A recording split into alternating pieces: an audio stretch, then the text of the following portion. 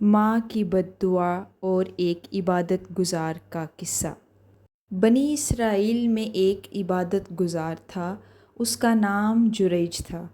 اس نے اپنی عبادت کرنے کے لیے ایک عبادت خانہ تعمیر کیا تھا۔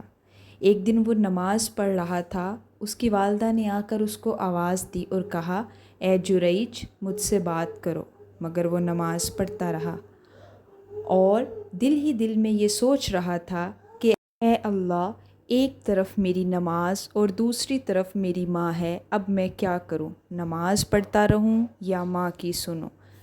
پھر وہ نماز میں مصروف رہا۔ ماں نے جب دیکھا کہ جریج نماز میں لگا ہوا ہے اور میری طرف توجہ ہی نہیں کر رہا تو وہ چلی گئی۔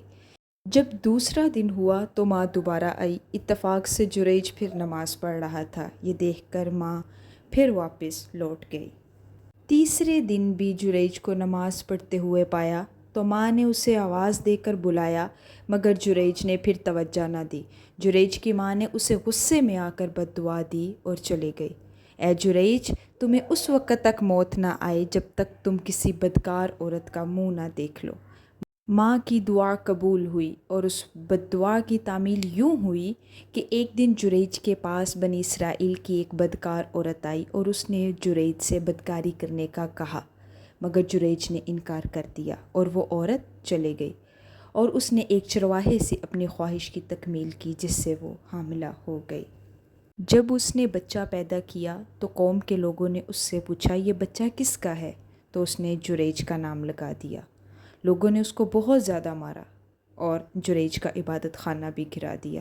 جریج نے ان سے پوچھا کہ تم لوگ مجھے یہ تو بتاؤ کہ مجھے مار کیوں رہے ہو؟ لوگوں نے کہا کہ تم نے فلاں فلاں عورت کے ساتھ بدفعلی کی ہے جس سے یہ بچہ پیدا ہوا ہے۔ جریج نے کہا، اس بچے کو میرے پاس لے کر آؤ۔ لوگ اس بچے کو جریج کے پاس لے کر آ گئے۔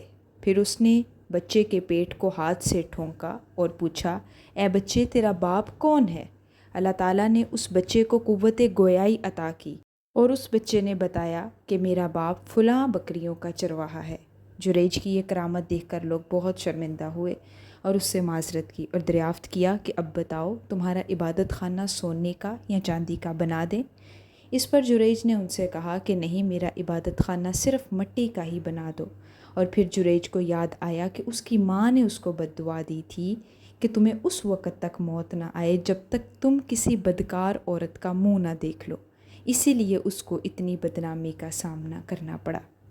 اس واقعے سے ہمیں یہ سبق ملتا ہے کہ والدین سے ہمیشہ حسن سلوک کرنا چاہیے، ان کی بددعا سے بچنا چاہیے، کیونکہ والدین کو ستانا ایسا گناہ ہے جس کی سزا دنیا میں مل کر رہے گی اور انسان کو اس وقت تک موت نہیں آئے گی جب تک اس کی سزا نہ بھگت لے۔